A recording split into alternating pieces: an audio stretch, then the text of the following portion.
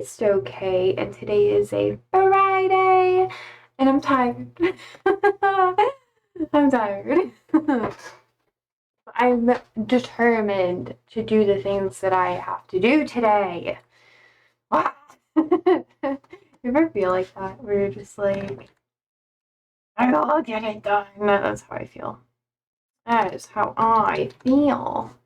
This is how I feel. God, I have so many fucking tabs open. Ew, bad, disgusting, bot. Ugh. Cry for the bots. Because they're not real. Sometimes I think that I think too much. Anyways, I forgot to post the links in Discord last night. Oops. Oops. And I was like, why is this still open? Oh, my shoulders hurt. Okay. I don't know. It's been a rainy couple of days in Omaha. So I've just been sitting here like, yay. That's just been the vibe. And I don't know why it's so rainy, but it's been very, very rainy. Nature really popped off. I'm actually gonna share this one because, oh my god. That's funny. So, sometimes I don't always post the links that you guys send me. Like, especially Darius. You send me so many. You send me so many. And then sometimes they don't load, and I'm just like, it seems so irrelevant. Like, oh, it's okay. I've been getting better at it. I've been, doing good. I don't know why I made that noise.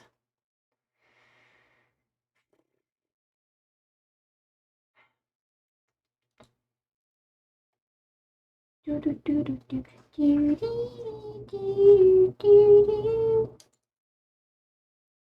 don't know if this is like the best, but I don't know. It's a decent-ish link to back saying so. Blah. Copy. We had quite a few links yesterday.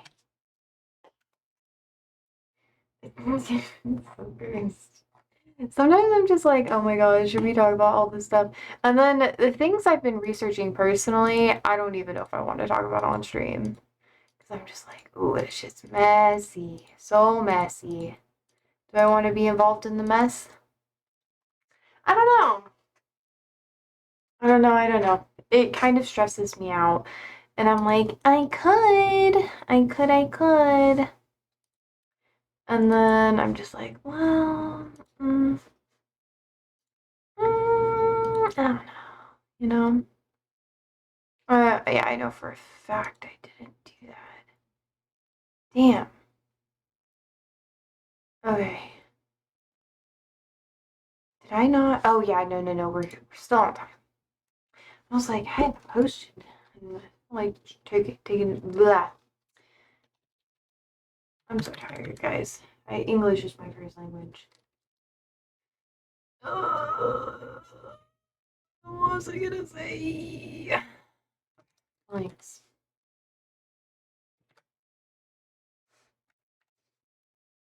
Okay.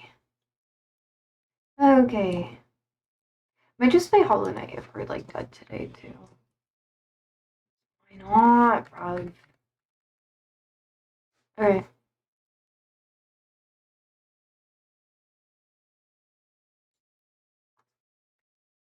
Okay, one more. Okay, bet. This might cause things. Oh, hi, George. Oh my god, that's so emo. You're fine. I never said you weren't allowed to be here. Also, I was focusing on uploading everything, so I'm sorry I missed what you said. You're allowed to be. I'm just curious about why you're here. There's a difference, you know?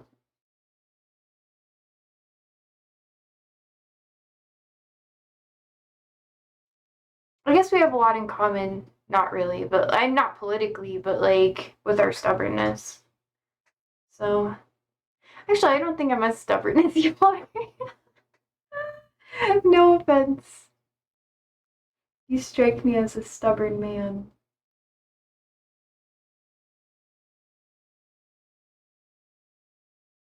I think that's okay though. Stubborn can be fun. I'm waiting for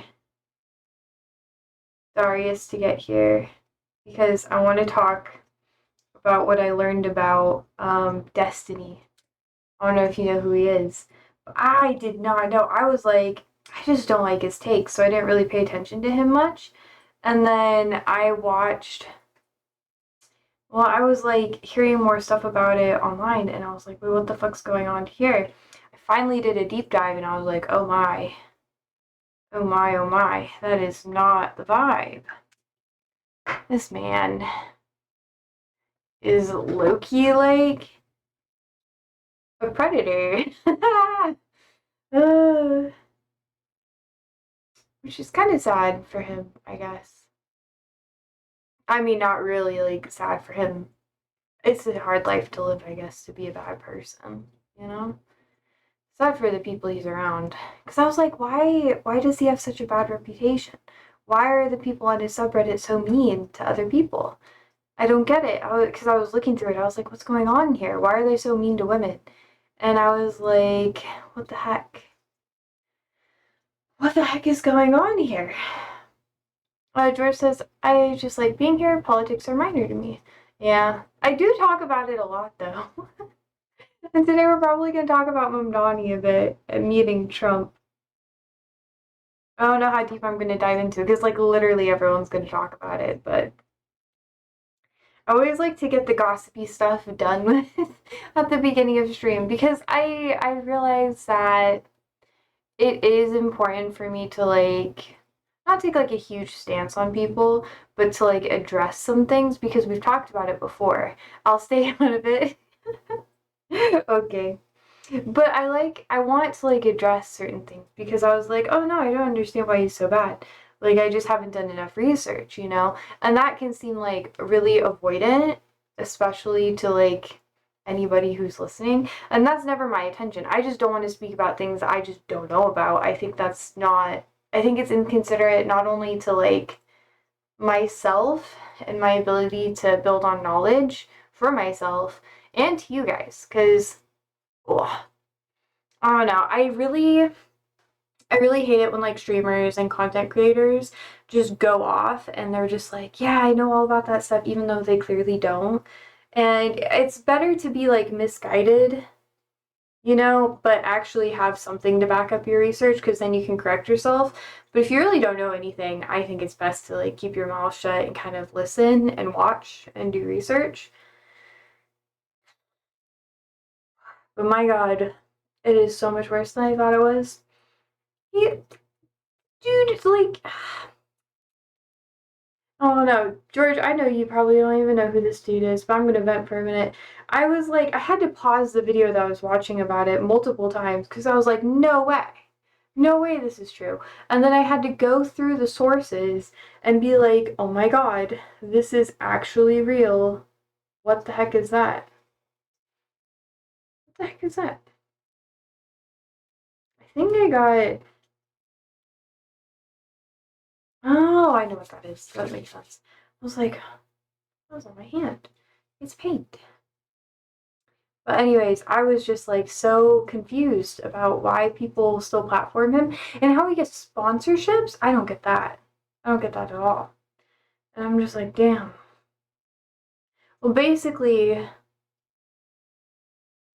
here's like the thing. He was saying like I'm not going to dive super into it because I'm not going to be like that person, but this is what I know now. I've discovered that he's gotten sent like photos from like 15-year-old girls and then sent it to a lot of his friends and said that he wishes that she wasn't 15 so that he could tap her and that she's super hot and how she doesn't look 15 and stuff like that, which why the fuck would you say that, you know, like that's so bad. And then he'll be super hypocritical and say that other people aren't allowed to like talk like that, but then he does it privately, which is already not great. He's bragged about choking his ex-wife out, which is not fun. And then his ex-wife has been like, yeah, he's like super abusive. And then he's bragged about being super abusive. And then it just goes on and on and on and on. And I just sat there and I was like, oh my God. Oh my God. But then he's like, it's like how, I'm not gonna like bring up a ton of my own shit, but I feel like this is important for me to state. Like my ex, for the longest time, he'd be like, no, no, no, I know I'm like this. Like he was self-aware that he was being super abusive all the time. And he was like, because I'm self-aware, that means that's not a problem. And I was like, what the fuck? And Destiny does the same shit. There's been years of that. And I don't know how people still platform it. I guess people don't know about it. Like, I didn't know about it, but so many people. How come he's not in jail if all this is out for the police to see? Because the police do not defend women. It's the same reason why, even though I filed multiple police reports against my ex, and like even abusers like my dad, who literally was caught on camera like beating women and doing all of this horrible stuff, he still didn't serve any jail time. Like, it's just never enough because all that has to happen is just twisting the framing of the perspective of the victim and making them seem like they deserved it, and then it's just not great. It's just not great. And yeah, there's like there's a lot of history of that sort of thing in our judicial system, and it sucks. It sucks, it sucks. But then people still support it. And they're like, oh, well, it's not that bad, you know? And it's like really weird. And I was going into this for like 5 hours today because I was like, you know what? I'm gonna watch this video about it. It can't be that bad. And then that video turned into me like going and going and going and going and going. And I was like, holy fuck. And then I learned that this is very prominent in the streamer community. And I have made good decisions with not collaborating with people because, oh my God, I am afraid of everybody now. Not like actually afraid of everybody, but like, you know what I mean? Like, very hesitant to want to like collab with anybody. Because I had no idea it was that bad. Like, I had no idea. Like what I said before, the gossipy, like, sort of stuff that I dove deeper into when I was younger had nothing to do with, like, streamers. Like, had nothing to do with streamers. I didn't start getting involved into, like, stream culture until, like, COVID-ish era. Even though lots of my friends like streaming and stuff, but yeah. And you can't really get arrested for saying that a child is hot or whatever, which is super fucked up, George, to like answer your question a bit like more. You have to do like predatory stuff. So trying to get photos from them and everything. If you don't explicitly ask for it, then you can say that anything. You can twist it however and get away with it. I have seen it happen. So it doesn't matter if they like insinuate that they would want that sort of thing from people, as long as they don't directly say it, it's really hard to persecute them for it. It's kind of like how this is something that I talk to a lot of my like legal class about, but and there was like not a huge debate about it, but we kind of debated about it a little bit. But you can have workplace discrimination as long as you're not explicitly stating that someone is bad because of XYZ. You can just put it on other things and be like, oh, I don't like that person. So, like, you have this subtle favoritism towards people who are more towards, like, either your politics or whatever you don't like them for or whatever. And then you could just say, well, I just don't like their performance, and then not give them as much information on stuff, so they are basically set up for failure and that sort of thing. Yeah. George says, I see that a lot of folks started streaming during the shutdown. Yeah. Yeah, it got really big. There was like a huge like YouTube thing, and then you got other like platforms and that sort of thing that became more popular. People were getting big contracts to be on a specific streaming platform, and nowadays like cross streaming's more accepted again. But it was like really big, really profitable, and nowadays it's not as big and profitable. I think there's a couple of reasons for that, mainly because you can kind of stream on everything, and people kind of go towards what they relate to the most. So, like for me, I could probably do more like advertising and stuff online to try to get more people to like me, but I don't know. The best way to do it is to collaborate with people. Just like how I explained, it's really messy. And the best way to get really popular is to be in a scandal, which I'm very averse to. I don't want to be involved in any of that shit. And if it happens, I'm just gonna be like, well, this is how the attention begins. And then you can't, once that happens, you can't really back out of it unless you just stop posting for a long time. And even then, if you're popular enough, it won't matter. Like, you don't lose your audience when you come back and you're just like, well, shit. Like Shane Dawson, who he was in a lot of scandals where he was objectively in the wrong. But yeah. What is Rumble? I hear folks talking about it. Is it like YouTube? It's a streaming platform, to my knowledge, where, like, I think you can do more gambling and stuff like that. Like, Twitch is against gambling. It's a lot more conservative, and, it's interesting. You have to have at least 5 followers to, like, stream on Rumble, too, which is so funny. I don't know. I don't like Rumble. I've never been on it. I think that people like Drake are on it. They gamble on there a lot. That's how they make their money, through gambling sponsorships and deals. Um, there's also like, I think you're allowed to show more weapons and stuff like that on that platform as well. I don't know. I don't know as much about it, but it's not as women friendly. Oh, you just heard about it 2 weeks ago. Yeah. All I know is that they tried to take advantage of a girl with cancer once too.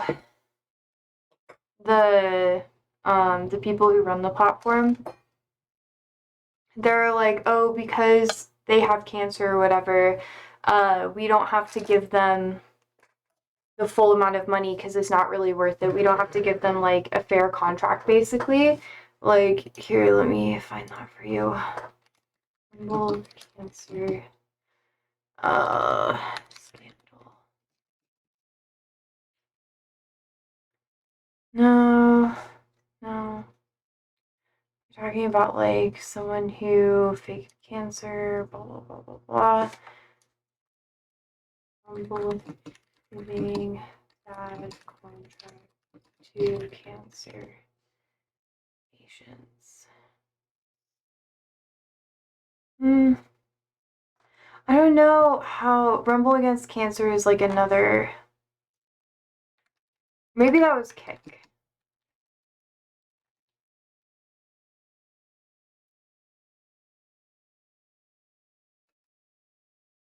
Oh, hi, Tommy. Wait.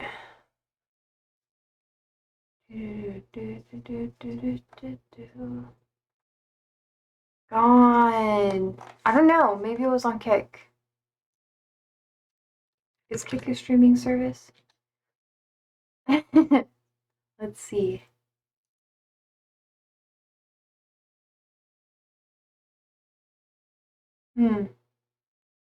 Oh yeah, it was Kick. In mid 2024, a former Kick employee alleged that a streaming platform made exploitative contract offer to a cancer-stricken streamer, which was really fucking shitty. Yeah. I know Rumble has like its own stuff, and I know that like Mr. Beast did like a charity event on I think it was Kick 2. I don't know, it's fucking crazy. What are we talking about? I know what's happening with my boy Mamdani. Well, he met Trump. He met Trump at the Oval Office. We'll dive into that in a little bit. Right now we're talking about streamer drama. I've just learned more about certain streamers. And I'm just like, holy shit. You're actually bad people. Like aka Destiny. Also, how are you, Tommy? We don't have to dive super deep into it, but basically how he like has women on his stream and sleeps with them and then takes recordings of them. Like he records the entire conversations and like any explicit stuff that happens, not always consensually, and then he'll just share it with people too. Like what the fuck? What the fuck? No way. Did my boy get hurt or something? Mamdani? You're talking about Mamdani? Because I know you're not talking about Destiny.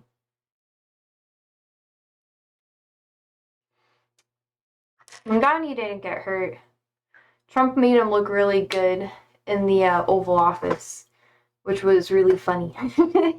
IMO. I thought it was really funny.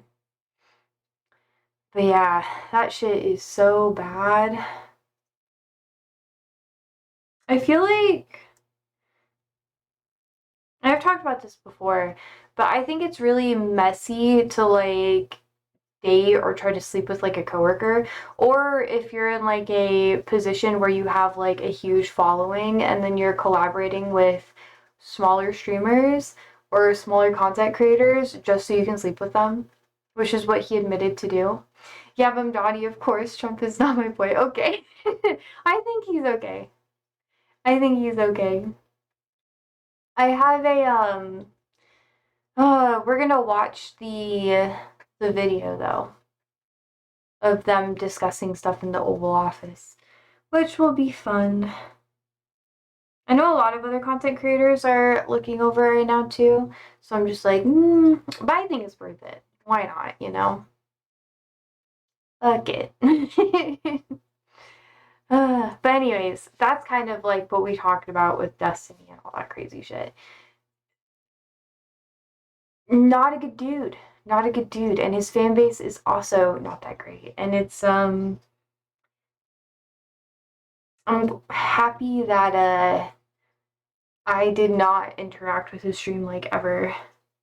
Because you guys were like, oh, well, not you, but like a lot of other people were like, you should watch some of his streams and see what's like going on or whatever. And I was like, I don't know if I want to do that. I watched like one video and I was like, he seems sus. He seems like he does not respect women. And I was like, oh, lo and behold, he does not. You want to hear some racist stuff from Trump? Bruh. I don't think he said anything like, let's see about it. I was literally watching the first like 5 minutes and I was like, oh yeah, we're gonna watch this together. I already have it queued up and everything. It'll be so good. But I don't think he was. Trump basically just kind of like bent the knee to Mamdani. He kind of was like, oh, Mamdani. And he just accepted whatever Mamdani said. Because he was talking big smack about Mamdani before everything, their meeting today. And then the minute that they were in person or like with one another, he was like, you know, I actually like a lot of Mamdani stuff. Like, I think he's pretty okay. He's not that bad. So he just backtracked everything. And I just have to show you. Okay, hold up. Let me show you this. I gotta pin it too. Oh, Antor, hello, hello. How are you doing? I hope all is well. It's been a minute. Whoa, I'm cold. I'm always like a little chilly when I stream. Because I'm cold blooded. Cold blooded. No, I'm kidding. like a snake. Did you know I like was not playing, but there's like a baby rattlesnake on. I don't know if I talked about this, but so wait, this is so like off topic, but I was thinking about it. Like baby rattlesnakes can give you like more venom than like other snakes. And the other day there was like a little baby rattlesnake on the trail and it didn't have like the rattle on it. And there was a kid that wanted to come touch it and I was like, no, no, no, no. And I like took a stick and I had to move it. I don't know. Trump reminds me of a snake. That's what I have ADHD, y'all. I have ADHD. I was like, this dude's such a little snake. Then we have like baby snake Mamdani, but he's the good snake, you know? He's like sassy. And he doesn't seem like the, you know, little snaky guy that can like slither and be sassy. But Trump, he's too old. Like everybody knows his tricks. And Mamdani is super sassy in this, and I love it. Anyways, you guys did not care about that, but I just random thing. I don't know. We're gonna watch this. He does hate Mamdani, but in this, he looks like he loves him. He's basically like suckling his teeth. Well, thank you very much. We've just had a great meeting, a really good, very productive meeting. No captions, by the way. One thing in common, we want this city of ours that we love to do very well. And I wanted to congratulate the mayor. He really ran an incredible race against, you know, a lot of smart people, starting with the early primaries against some very tough people, very smart people. Bending the knee. He beat him easily, and I congratulated him. And we talked about some things in very strong common, like housing and getting housing built, and food and prices, and the price of oil is coming way down. That anything I do is going to be good for New York. If I can get prices down, look at Mamdani. He's just like, and we've got him down, way down from not even really smiling. He's just like, okay. To a lot of people, Walmart said that Thanksgiving this year is exactly 25% less than last year. So that's good for New York, good for everybody. But I just want to congratulate. I think you're going to have hopefully a really great mayor. The better he does, the happier I am, I will say. There's no difference in party. There's no difference in anything. No We're going to cursing. be helping him to make everybody's dream come He true. thinks he's going to be a great mayor. New York, and congratulations, Mr. Mayor. Thank you, Mr. President. Thank you. I appreciate it. Please. I appreciated the meeting with the president, and as he said, it was a productive meeting focused on a place of shared admiration and love, which is New York City, and the need to deliver affordability to New Yorkers, the 8.5 million people. Just wait until we get to the their questions. home, who are That's the struggling good shit. to afford life in the most expensive city in the United States of America. We spoke about rent, we spoke about groceries, we spoke about utilities, we spoke about the different ways in which people are being pushed out, and I appreciated the time with the president. I appreciated the conversation. I look forward to working together to deliver that affordability for New Yorkers. Thank you very much. Any questions, please? President Trump, Stephen Nelson from the New York Post. I've got a question for you and then also one for Mayor-elect. Sure. For you, you referred to Mr. Mamdani as a communist. Can you describe why you feel that way? And also, will you do anything to stop him from arresting Prime Minister Netanyahu if he visits New York? Well, we didn't discuss your second part of the question. And on your first part, I mean, he's got views that are a little out there, but who knows? I mean, we're going to see. Yeah, he is grinning. Look at his face. He has like the really tight smile. I normally don't do body language stuff. Also, I love how he completely deflected from how Mamdani was like, if Netanyahu like shows up here, I'm going to like arrest him vibes, but whatever. He's going to change also. We all change. I changed a lot. Trump's like, I can change when I first came him. to office, it's now That's quite a so while ago. It's good. quite a while. I My can first term change was him. great. We had the greatest economy in the history of our country. We're doing even better now. We're doing much better now than we did even the first term. And I can tell you, some of my views have changed. And we had discussions on some things. I'm not going to discuss what they were, but that I feel very confident that he can do a very good job. I think he's going to be. I think he is going to surprise some conservative people, actually, and some very liberal people. Okay, that's it. Mamdani sold his soul. That's it. I know. See. It sounds like you had a productive Just wait. discussion, but just days ago you referred to President Trump as a despot who betrayed the country.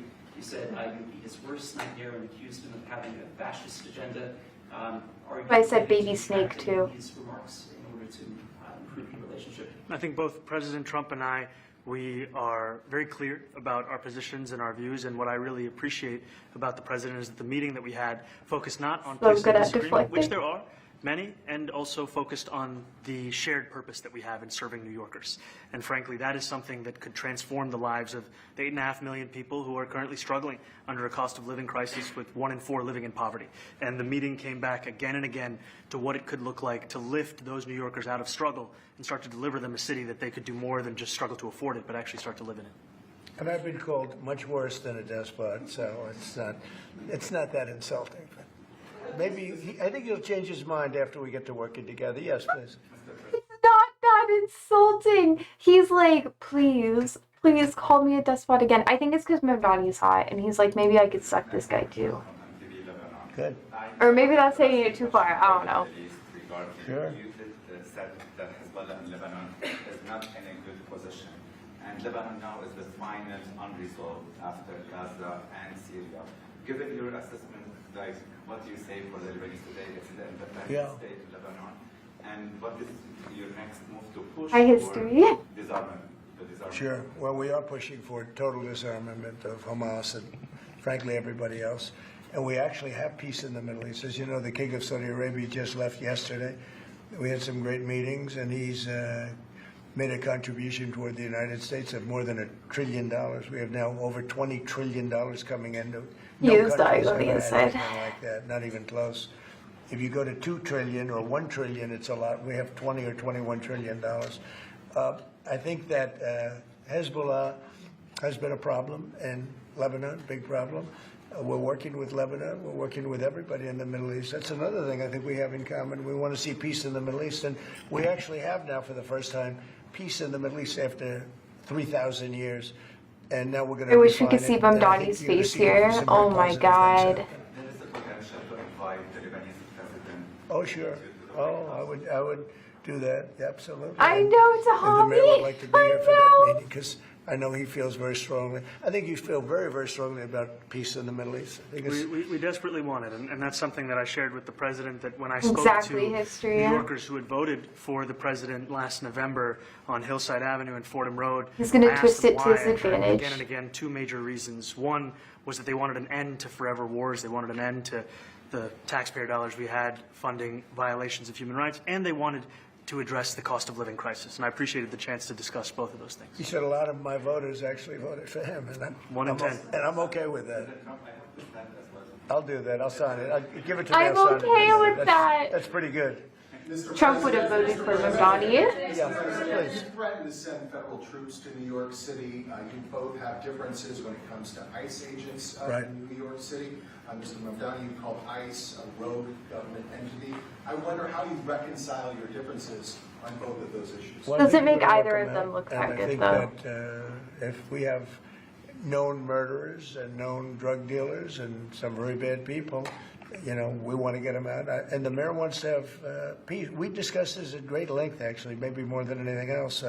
He wants to have a safe New York. Ultimately, a safe New York is going to be a great New York. If it's not safe, no matter how well we do with pricing and with anything else, we can talk about anything you want. If you Oh, don't have safe history, streets, low-key, it is it's not going kinda to be a true. success. So we're going to work together. We're It's going to a make sure that hobby. if there are horrible people there, we want to get them out. I So think he much wants to get them out, peace. maybe more than I do. So we'll work together. We discussed it at great length. Yes, please. Yeah, 2 questions, if I may. One for you, Mr. President, from BBC in a second. But first of all, for the mayor-elect. This is how far I got From different parts of the political spectrum, you're both populists, though, and I just wondered to what extent the president's campaign style, his techniques, his social media use inspired any part of your campaign. Well, I actually told the president that, you know, so much of the focus of our campaign has been on the cost of living crisis. And when we asked those New Yorkers who had voted for the president, when we saw an increase in his numbers in New York City, that came back to the same issue: cost of living, cost of living, cost of living. And they spoke about the cost of groceries, the cost of Mamdani rent, is the like cost of ready to Con Ed, talk, the and cost of Trump's just like, childcare. do it, And do too it, often just take politicians over. are looking to lecture to New Yorkers what they should care about as opposed to listen. And when we spoke to those voters who voted for President Trump, we heard them speak about cost of living. We focus on that same cost of living, and that's where I am really looking forward to delivering for New Yorkers in partnership with the president on the affordability agenda. Trump is all talk. I don't think Mamdani's all talk either, We though. have to work a little bit on getting the prices because He'll we've concede got to milk anyone prices who way pushes down, him. but it hasn't shown That's up a in guy. Con Edison. And we're We'll gonna just have to call talk to women them. picky, You know, though. If we're sending them fuel at a much lower price than it was a year ago, which is true, we have to get Con Edison to start lowering their rates. Absolutely. And if I may, last week you told me you were pushing ahead with your plans to sue BBC for up to $5 billion. You were going to speak to Prime Minister Starmer as well. Is there any progress or any updates on those issues? Well, we get along very well with the Prime Minister. We made a deal with UK. I like him. He's a fine person. And, you know, I think they have some big energy problems. You know, they've got windmills all over the place. They're going to have to start My using God, him and fucking other methods windmills because their again. energy is out of control. Talking about in the UK. Oh, it's they're out of fucking control. pissed right now. History. He's got that problem. He's got a big They're immigration so problem, as pissed you know. about He's it. got a It's big so energy funny. problem, and we talk about it. He's a good man. Prime Minister's a good man. You had a chance to speak this week. I haven't spoken this week. Mr. President, have you spoken to President Zelensky, or do you intend to meet Who? with President Zelensky about your plan? Are you going to meet with him? I've spoken with their people. We have a plan. It's horrible. Notice how when Trump's around somebody that is more composed and can maintain a more like structured, just kind of like speech, Trump tries to match that. Like he gets a lot more formal, a lot more rigid with everything he's doing. Like he's less there's less inflection in his voice too, so instead of him being like, well, you know, he's like, well, you know, it's more monotone. It's very interesting. Well, what's happening? It's a war that should have never happened. It would have never happened if I was president, and it's a shame. He's And very I thought they easily should have acted quicker, but it's a cold winter, and a lot of the swayed, I guess. A lot of the, you talk about utilities, but a lot of the big energy I producing know plants history. have been I under know. attack, to put it mildly, to put it nicely. Yeah, we have Like, I'm gonna pause. What Trump cares about the most is having not necessarily power, but having good optics. So whenever he's around somebody that has something that he wants, he's gonna try to emulate what those people have. So when he was meeting with the Prince of Saudi Arabia, within the past like week or whatever, I think it was a couple, like yesterday and the day before or whatever, he started making more like religious references when he speaks to people, and this is also in the past too. And I think within the past like 48 hours, he also stated that anyone in Congress who like goes against him or whatever, like they should like be killed. That he was basically saying like they could be executed, which he was not talking at all like that until he met like the Prince of Saudi Arabia. And we do know that they do take executions fairly seriously there. So it's like everything slowly like shifts to emulate the people that he wants to be like. And he really wants to be like Mamdani. Like he wants what Mamdani has so bad. Yeah.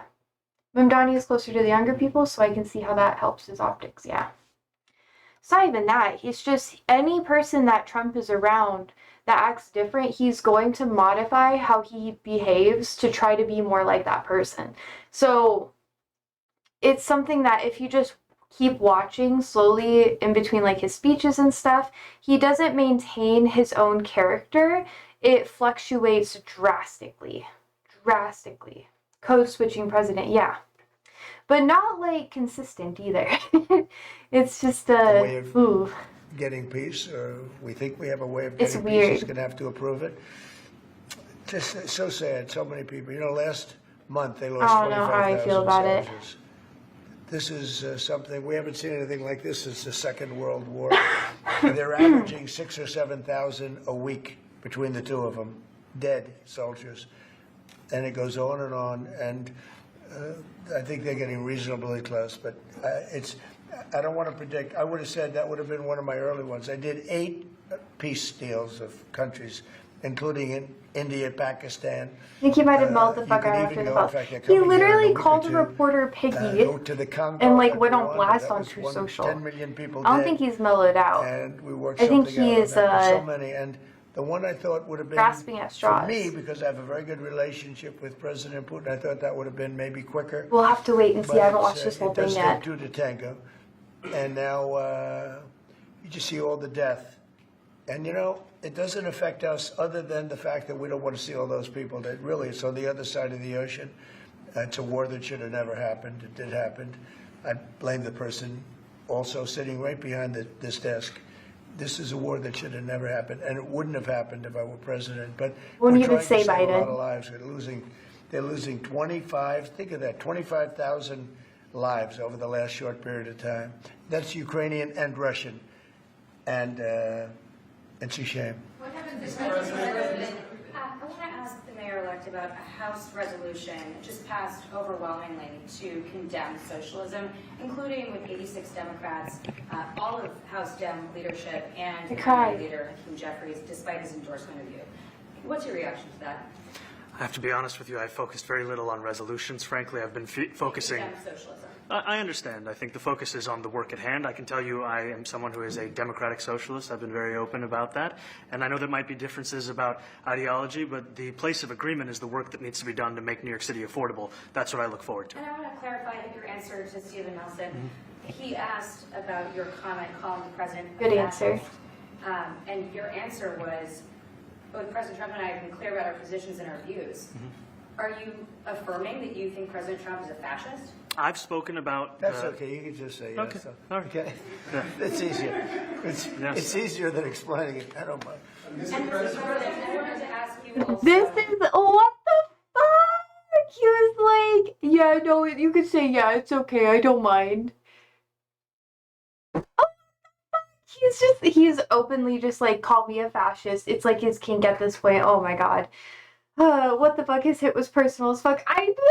It's just what the fuck. History says, I mean, from being in a majority Republican area, the most common thing I see is people wanting to own their labor/work. Yeah. Yeah, that is true. That is true. I can't believe he fucking said that. What the fuck? Oh my god. I'm going back. I'm so sorry. Like, what? Socialist. I've been very open about that. And I know there might be differences about ideology, but the place of agreement is the work that needs to be done to make New York City affordable. That's what I look forward to. And I want to clarify your answer to Stephen Nelson. He asked about your comment calling the president a fascist.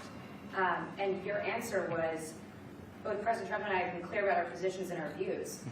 Are you affirming that you think President Trump is a fascist? I've spoken about. That's okay. You can just say yes. Okay. All right. Okay. Yeah. It's easier. Yes. It's easier than explaining it. I don't mind. And Mr. President, I wanted to ask you also about this Ukraine plan. Yeah. President Zelensky said today that his Yeah. country would risk No, either it's giving up true. a partner It's or true. giving up Anything that, stability. like, There's been criticism. anything that actually would represent the people would be more left-leaning. Anything that is for profit and more selfishly driven, like people caring about their money over other people's well-being, is going to be inherently more conservative. If you care about people and the people around you, not just in your immediate vicinity, but everybody around you, you're going to have more of a left-leaning perspective, and vice versa. Tommy says, boy, Mamdani gave him a punch and run. I'll hide you in my house. No one will find you. Protect Mamdani. You mean he doesn't like it? It's unclear. He was sort of Well, pretending. he'll have to like it, and if he doesn't like it, then Mamdani they is should just very keep nervous fighting right it. now. The suggestion that you made, though, was that if he doesn't accept it, that the U.S. would pull back its support for Ukraine. Is that Well, at some accurate? point, he's going to have to accept something. You know, he hasn't accepted. You remember right in the Oval Office not so long ago, I said, you don't have the cards. Don't forget, I inherited this war. I would have never, this war never would have happened. I inherited this war. And I thought he should have made a deal a year ago, 2 years ago. The ultimate deal would have been if it never started. That would have been the good deal. That could have been done too if you had the right president, but you didn't have the right president. Mr. President. Oh my god. Mr. President, the cost of living is something that you and Mr. Mamdani seem to Ooh. agree on. Mamdani has the ability to get to the president. He seems very influential. I think he is very influential to Trump because Trump tries to, well, like I said before, he emulates anybody that he sees as powerful. Mamdani was able to run a campaign basically from the bottom up. Yes, he had some influence in New York City before he started his mayoral campaign. He had a reputation within the Democratic Socialist Party within New York City and New York State. So he was already fairly influential there and within his borough. But his father is also super influential when it comes to not just like advocating for people who need help and assistance, but also very politically driven too. Yeah, history says, I mean, that comes from a mass grassroots campaign. Yeah, and it is important to mention that Mamdani has a lot of nepotism going for him too.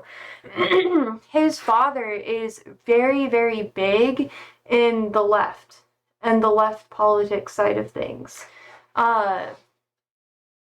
And that's like for a whole nother day. I guess we could watch probably like plenty of videos on that. But it's grassroots in the sense where he did have to start from the bottom up in ways other people did. But if Mamdani didn't have his father's influence and backing and that sort of training as he was growing up, he probably wouldn't be in the position that he's in today. So they share a lot of similarities and common interests with New York City too. But the difference is where their background stems from. Trump's background is more conservative, where it's focused a lot on real estate and building up a financial empire, where Mamdani's family was more media-driven with his mother and that sort of thing. And his father was very, very involved in, like, you know, like I said, he was an advocate for a lot of social justice issues and that sort of thing. History says, I mean, it's a bit easier to win anyway because, like, no Republicans live in New York City. That's true. Unless they're, like, super rich. And a lot of the really wealthy people, like in Manhattan, in Staten Island, still voted for Mamdani. It wasn't super, like, prevalent, but a lot of people did. More than, like, I think what they said before, 1 in 10 Trump voters in New York City voted for Mamdani. Right. Democrats Yeah. run New York City for a long time. Yeah, the guy that kind of ruined New York City, call Do you Cuomo, see yeah. Democrat policies That's specifically true. as being a problem? And I thought that'd be a question that both of you could answer in New York City. Look, I think It would be there stupid for are Trump to many fight Mamdani. things in our city where we have to own the responsibility of it, things that existed long before the president was the president. Because And Mamdani those are has also what part of Trump the wants. message of our campaign was to take on a broken politics of the past. And I ran against a number of candidates who represented different versions of that past. And what we found time and again is that working people were left behind in the politics of our city. And what we're looking to do is put those people right back at the heart of our politics Mommy, so that we don't have dolly. a situation where we're in the wealthiest city in the history of the world, and yet 1 in 5 can't even afford $2.90 for a Metro card. Mr. Mamdani, You know, we had some interesting conversation, and some of his ideas really are the same ideas that I have. But a big thing on cost, you know, the new word is affordability. Another word is just groceries. You know, it's sort of an old-fashioned word, but it's very accurate. And they're coming down high. They were, you know, we had, both of us, we had the highest inflation in the history of our country. And it's also important to mention that Republicans tend to run on left-leaning issues, but instead of actually trying to correct the issue by giving more access and resources and aid to the lower classes that are struggling the most, they tend to focus more on the upper classes and stuff like trickle-down economics, which we already know is fake and doesn't really work.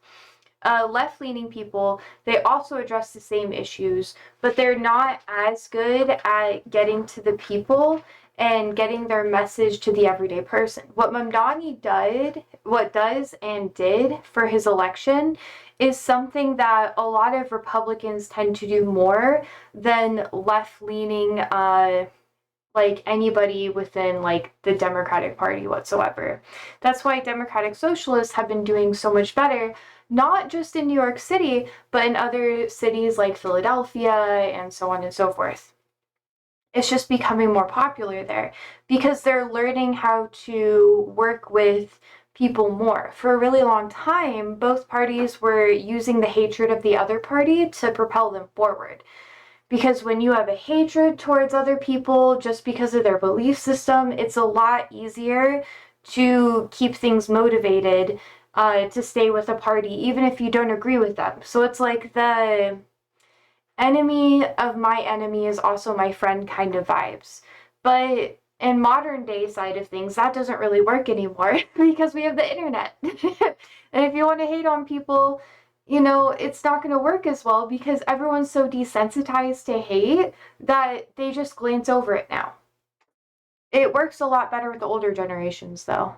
The last 4 years. Or young people who don't under have like a the fully Biden developed administration, and noggin we've yet. got inflation down now to a normal number. It's going to go even a little bit lower than that. No Katie, do you offense. have something in a bit? President, thank you so much.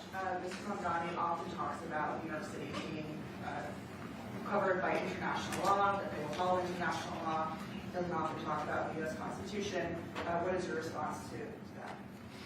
Well, I don't know what you're referring to in terms of it could be covered by international law, local law. It's covered by a lot of laws, but it's covered by U.S. law. Are you referring to anything in particular? He just says that they're a city that endorses and enforces international law. Is that at odds with? No, I don't know. Would you want to? Do you want to respond? Yeah, I think what I've shared with the president is our desire to not only follow the laws of our own city, laws that protect New Yorkers, but also a desire for consistency in our politics across the board. And that's something that we've talked about and something that I know many New Yorkers want. So you work with ICE? We work with ICE then? We discussed ICE and New York City, and I spoke about how the laws that we have in New York City allow for New York City government to speak to the federal administration for about 170 serious crimes.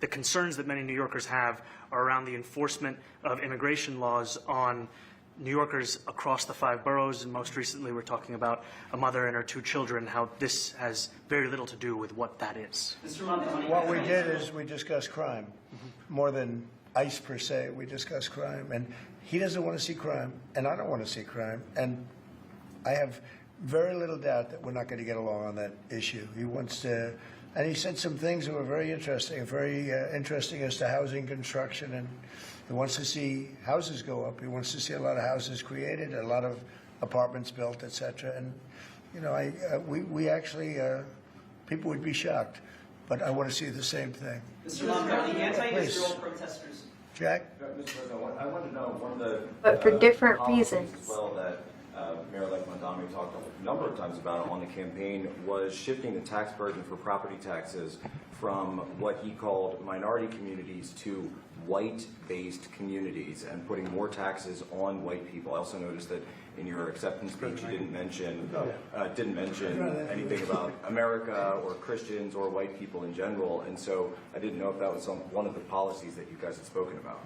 We focused on affordability. We focused on the cost of living crisis. What I will say is that I am very much interested in property tax reform because what we see right now in New York City is a system that is so inequitable that it can't even stand up in court. And the president and I spoke about the importance of not only building more housing, but also making sure that regulation of housing is something that is manageable to actually get through and not the cause of yet another weight that we see in our But to be city. clear, Yeah. you're continuing this idea of race-based Zoning is really No, hard to in be New very York clear, City too. No, Most American the cities. use of the term was a description of neighborhoods, not a description of intent. So you intend to tax the whiter neighborhoods more? No, we intend to create a fair property tax system because we want a New York City that is not only fair and equitable, but also one that every New Yorker can afford. Trump just nodded. He was like, yeah. So good. Mr. Mamdani, anti-Israel protesters just targeted a synagogue in New York. Are you concerned about Jewish New Yorkers feeling welcome and safe in the city? And President Trump is intimidated by it. He wants to be just like Mamdani. policies would prompt you to do that? He really Run does. grocery stores would be something Look at him. He's like, Well, I think if we didn't get along, I whether it's love cut him. off or just make it a little bit difficult or not give as much, we want to see, I use the term, we don't. to be fair, Trump did say that he was a Democrat for a really long time. I don't agree with who he is as a person and like how he treats people and that sort of thing, but he ran a Republican candidacy because he wouldn't be able to get far at all on the Democrat side of things. Like, he's not educated enough. He's not good enough with people, and his background is so scandalous that he would never be able to make it. So that's partially why he ran Republican. And this is really well known. Like, for, like, most people know this. It's just, I want good money going after bad, and let's see. we just, we don't want that to happen. I don't think that's going to happen. I did say that, you know, subject to what policies are being set. We had a meeting today that. So he shouldn't be the president. No, he wants not to at all. see no crime. He wants to see housing being built. He wants to see rents come. He was registered as a Democrat in 2001, a Republican in 2009, unaffiliated in 2011, and a Republican in 2012. And he was also part of the Reform Party and stuff like that, too. And he even donated money to Kamala Harris a while back, too. But that's like a whole nother thing. Here. I don't know how, like, I'm also going to send, like, the wiki, too, because I think that's important. But yeah. Just so you guys know, I'm not pulling shit out of my ass, but yeah. So he just goes from any side he thinks that he'll gain something from. Kind of, yeah. Yeah. I think a little bit so. So, like, when Trump's saying that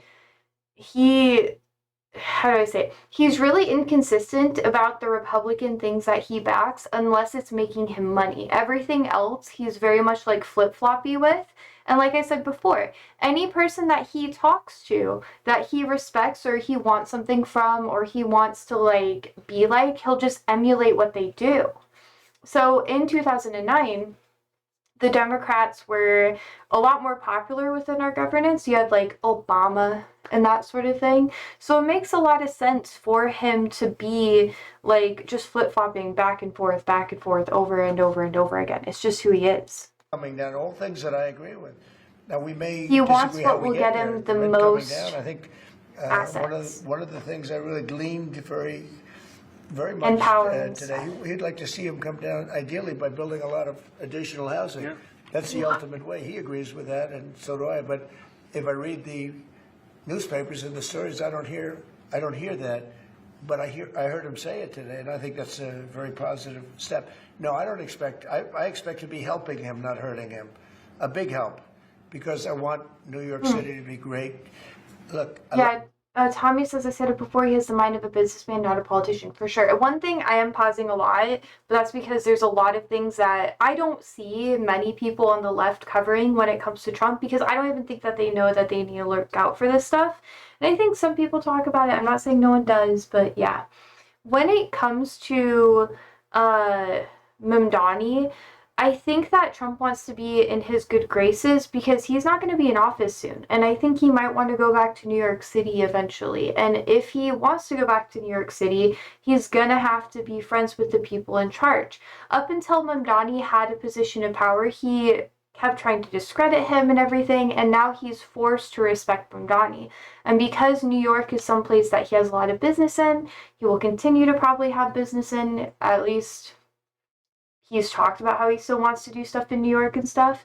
He will have to be friends with the people in charge to do that. So not just that, but there's an extra layer of how Trump is wanting to meet with other mayors from other large cities in order to make what he's doing with ICE look good in those areas. So like the mayor of LA, the mayor of Chicago, Kansas City, fucking Atlanta, because they're going to start sending troops down there too, which is going to get messy in the South, but okay.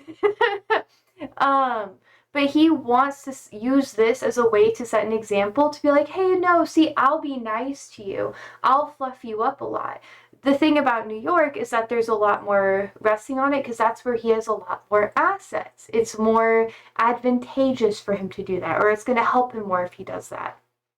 But yeah, there's lots of stuff that's writing on this meeting, so he's on his best behavior, or at least Seemingly. Love New York City. It's where I come from. I spent a lot of years there. Now, Yeah, now I'm you're talking right about how you here. live there and everything. We took a big setback with the mayor that we had, Dave de Blasio. I thought it was a tremendous setback for the city. I think this mayor can do some things that are going to be really great. Mr. President, Oh, for sure, Tommy. They will, yeah. Yeah, okay, how about you? Go ahead, Thank you, Mr. please. President. You're a billionaire. You have a different address nowadays than you used to, but you used to call New York City home. Would you feel comfortable living in New York City under a Mamdani administration? Yeah, I would. I really would. Especially after the... See? Butter up. What makes you comfortable? We agree on a lot more than I would have thought. I think I want him to do a great job, and we'll help him do a great job. You know, he may have different views, but in many ways, you know, we were discussing when Bernie Sanders was out of the race, I picked up a lot of his votes, and people had no idea because he was strong on not getting ripped off in trade and lots of the things that I've practiced and been very successful on. Tariffs, a lot of things. Bernie Sanders and I agreed on much more than people thought. And when he was They said, put out of the race, I think quite unfairly, if you want to know the truth, many of the Bernie Sanders voters voted for me. And I felt very comfortable, frankly, in seeing that and saying that. And, you know, it just turned out to be a statistical truth. But no, I feel very comfortable. I would feel very, very comfortable being in New York, and I think much more Natural so Born after Political the- Analyst, Yes, Josie, please. good job. I've been watching this shit for a long time. I don't know if you're being sarcastic or not, but I don't really try to I will use dive every too form deep of into transit. it I want to often. make sure that they're all affordable in New York City, and that's why making buses fast and free is a centerpiece of our campaign. Did There is a you? bus that Well, goes. but I know, but it'd be fluid. That's a lot quicker too. Though. You know, I mean, he's working very hard. For him to be, that's a very long drive. I'll stick up for you. You know, the Yeah, plane takes you true, 30 minutes, Gamer. and driving takes you a long Mr. time. President, I was wondering if It you would could be clear funny. up, some confusion around a Washington Post report. There was this explosive Trump report. backs down super easily, though. But as long as you hold your ground, you'll be fine. DHS called that a lie and fake news. Can you clear up? I don't know anything about it. When was this written? I think yesterday. Well, look, the Coast Guard's an incredible group of people. I know them very well. We just ordered a lot of new Coast Guard cutters. Beautiful, the most magnificent ship. They look like yachts with lots of guns on Oh, them. and the Coast Guard has So I retracted don't know, I this haven't too, seen by the anything way. like that, but certainly we want As them of to today. remain a great force, and they are. Mr. President, and you did the piece in all the 9 months Yes. around the world. I would like to ask Mr. Mamdani, you accused the U.S. government of committing genocide in Gaza while President Trump was working on peace. Why that? I've spoken about the Israeli government committing genocide, and I've spoken about our government funding it. And I shared with the president in our Trump's meeting face? about the concern that It's many like, New Yorkers have whoa. of wanting their tax dollars to go towards the benefit of New Yorkers and their ability to afford basic dignity. Whoa. And what we see right now is we're in the 9th consecutive year of more than 100,000 school children being homeless in our city. And there's a desperate need not only for the following of human rights, but also the following through on the promises we've made New Yorkers. And I appreciated the meeting we had and the work that we can Do do. you agree that President Trump didn't do a peace and work hard to make the peace? Because he worked hard to do the peace. Gonna get more sassy, I think.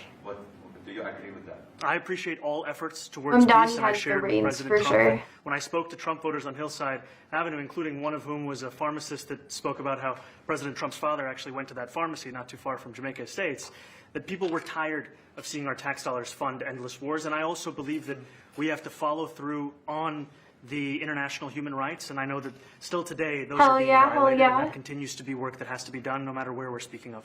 Mr. Let's President, go.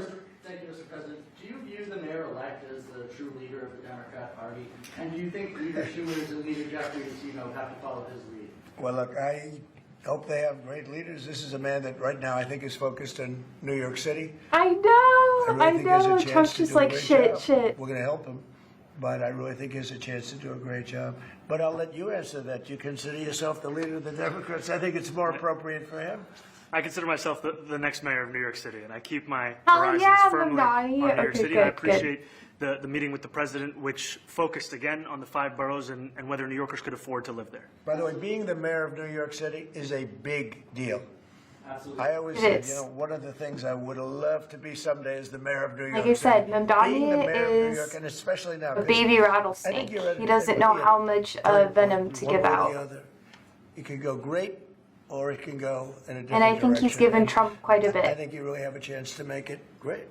I Mr. appreciate what you're doing. Mr. President, you say you love New York City. Mr. Mamdani, does New York City love President Trump? New York City loves a future that is affordable. And I can tell you that there were more New Yorkers who voted for President Trump in the most I love recent it. presidential election because of that focus on cost of living. And I'm looking forward to working together to deliver on that affordability agenda. I got a lot of votes. One more, go ahead. He's One or very two more. professional, as he should be. I tell you, the press has eaten this thing up. You know, I've had a lot of meetings with the heads of major countries. Nobody cared. This meeting, that you people have gone crazy. You know, outside you Okay. have hundreds of people waiting. This is just a small little group. For some reason, More the press intelligent than Trump, for has found sure. this to be a very interesting meeting. The biggest people in the world, they come over from countries nobody cares, but they did care about this meeting, and it was a great meeting. Go ahead. Yeah, Mr. President, I was going to ask you exactly that. Why do you think there's so much more, so much excitement around this thing in some form? Because I think he's different. All right, I think he's different, and that can be in a very positive way. But I think he's different than, your typical guy runs, wins, becomes mayor maybe, and nothing exciting. Because he has a chance to really do something great for New York. New York is at a very critical point, and he does need the help of the federal government to really succeed. And we're going to be helping him, but he's different than your average candidate. He's he came different. out of nowhere. I said he has a great campaign manager standing over there. He came out of nowhere. What'd you start off See? at 1 or 2? And then I watched. I said, who is this guy? He was at 1. This He was is why at 3, Trump then he was wants at him so 5, bad He was at 9. and wants And he his went up to approval because he 17. I wants. said, let's get a little bit interesting, right? He's And then like, all of a holy sudden he shit! wins the How did he primary do that so nobody good so expected he was fast? gonna win. It's a He's great, panicking. a great tribute. I mean, it's an amazing thing that he did. And I'll just add one thing to what the president said. Is one thing I also He's a run in the show. is Yes. in our meeting to appreciate a portrait of FDR and the incredible work that was done with the New Deal, and also in thinking about what it can look like when the federal government and New York City government work together to deliver on affordability. It can be transformative. We have a great portrait of FDR that I found in the vaults. Mamdani Missing knows how for to years. play I Trump. found it, and I put it up. He's a Democrat, to the best of my knowledge. He's a Democrat. It's a hobby. And when the mayor saw that portrait, he said, "Sir, Maybe, you might have had a maybe. picture taken by that portrait." It's an amazing portrait. I hope the is. picture comes out good. It is. But it's Trump an is such a amazing fucking portrait in coward. the cabinet room. So he's a big fan of the New Deal, I guess, and of. He wants Yes, ma'am. Mamdani. Mr. President, you said that you Like, in this whole thing, he's been trying to pressure Mamdani to admit to, like, how he shit talked Trump so much, or, like, him and all that sort of thing, because then it makes him look less bad for the horrible lies and stuff that he spread about Mamdani. Because Mamdani is obviously not a communist. He's obviously not a pure socialist. He's at most a democratic socialist, which I've talked about before. It's a step in the right direction, but it's not exactly quite there yet. So it is something to be celebrated, but blah, blah, blah. So he really is trying to push up how Mamdani has said negative things about Trump in the past. And he's trying to equate his lies about Mamdani being communist to Mamdani calling him fascist, which is part of the reason why Mamdani didn't really respond to that, because that's what Trump is doing. When you interact with people in power who have said horrible things about you, they will try to play up like, oh, well, they said this about me, they said all that, and try to equate it to be the same thing, which is not super helpful. And a lot of people fall into that trap with Trump because Trump is very charismatic. Not like he has a ton of riz, especially in that fashion. He will twist things into something that benefits him. And if you pay attention to a lot of his speeches, that's how he disarms a lot of his opponents. And Mamdani is one of the first people I have seen in a long while who have actually just like deflected it and not given that an answer, or really been like, oh yeah, braggadocious, like, yeah, I've said that about you or whatever. He was like, I don't trust that I should respond to this, and he kind of not deflected it, but he moved on. both spoke about crime. Yeah. There are Okay, there's so many police things here. officers set to come off the rolls at the end of So I'm this trying to year hit on in all New of York them. City. Are you going to allow those police to be replaced with police officers, actual cops? And are you Ollie, going to come here. require that happens? Would there be some consequence? If Well, I police hope it staff- happens, but again, that's going to be ultimately the mayor's decision. What's your answer? Is that I look forward to delivering public safety with the NYPD, and I've said over the course of our campaign that Wanna know how we long have his the number streak of is police gonna go officers to today. Harvey? They're the What's that ones number? that's budgeted about 35,000 headcount. And I think the key thing is that we have to make it easier for police to focus on police work, not ask them to respond to 200,000 mental health calls a year. So is that That's a true. reduction from what you're at right now? Are you committing to maintaining the same level of cops? I've committed over the course of the campaign to maintain the 35,000. That's the headcount that we had through the And campaign. not replace them with caseworkers, social work? No, I've said that's the headcount that we Like want. I What we said, need to do is make sure they can At focus on most two serious crime. Democratic And he just socialists. retained a great police commissioner, I believe, right? Yes, If yes, the- we did. Commissioner if the- Fish. If the newspapers are correct. That one Just- they're correct about. He retained, I think, somebody that is she's a good friend of some of the people in my family, of Ivanka, and they say she's really good, really competent, and he just retained her, so that's a good sign. Are there still topics that you see that you're disagreeing on in the future, and do you think you'll have more meetings like this? There will be topics that we disagree on. I think we'll probably come to a conclusion, and ultimately, he'll convince me, or I'll convince him. You know, it's for the good of New York. Ultimately, it's for the good of New York. I don't care about affiliations or parties or anything else. I want to see if this city could be unbelievable. If he could be a spectacular success, I'd be very happy. Do you think you guys will meet more in the future too? See? Do you think you'll meet again in the future, you know, throughout the administration? I think we will. I think we will. I hope we do. I enjoyed the meeting. We had a great meeting. Please. Mr. President, Republican Elise Stefanik has campaigned multiple times by calling Zohran Mamdani a jihadist. Do you think you're standing next to a jihadist right now in the Oval Office? No, I don't, but she's out there campaigning. The Arabic numerals You say things sometimes in a campaign. Isn't that sort of the She's a very capable person, isn't but that a kind of you label? really have to ask That's her one of the about memes that. I've seen about And in that. particular, I think I met with I met with a man who's a very rational person. I met with a man who really wants to see New York be great again, and I can say again, because New York was great. You know, when I came down to Washington initially, the city was so hot. It was doing great. We were having some telltale signs of problems. We had a mayor that was not doing a great job, but still, it was moving along. And it went bad. It really went, pretty bad. And I think it's been at lower points, but it went pretty bad. I think he can bring it back. Now, the question is, will he bring it back all the way? Will he bring it back greater than ever before, which is, I guarantee, that's his wish. I think he wants to make it greater than ever before. And if he can, we'll be out there cheering. I'll be cheering for him. Okay? Thank you very much, everybody. Tommy, he wants Mamdani to like it. Like I said, Thank you very much. the power. I care very deeply about Jewish safety, and I look forward to rooting out anti-Semitism across the 5 boroughs and protecting Jewish New Yorkers and every New Yorker who calls the City Hall. Very well. Like I said, Mamdani is a baby snake now. We'll see how that goes. And there's the press walking out. So what do you think? What do we think of that today, chat? Personally, I think it was quite good. I think Mamdani did a good job. And I hope that, what I said wasn't like the same old stuff that every other commentator talks about. Because I try not to highlight those things. I think it's just kind of boring, because then you just hear the same talking points over and over again. So I'm trying to I'm trying to not fall into the talking point trap, So, yeah. Obviously, Trump looks kind of like a little bitch there. But he looks like a little bitch for a lot of reasons. There are so many things riding on this. Trump could not have Mamdani leaving thinking that Trump wasn't on their side. Because another thing that's very, very important to mention is that, there's so many things that we could talk about. But right now, Trump is pushing really heavily to have more power be given to the states. Mamdani is running one of the biggest cities in the United States right now.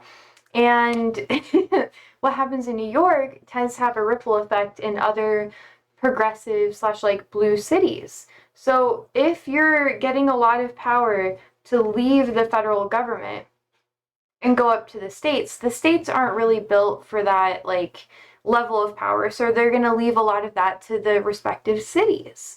And you know, you got to make friends if you want to maintain your power. Yeah, okay, that was good. I was waiting for some racist stuff or some curses flying around, but no, it was good. Well, I mean, he's willing to say anything horrible behind someone's back, though. And he's proud of it, too.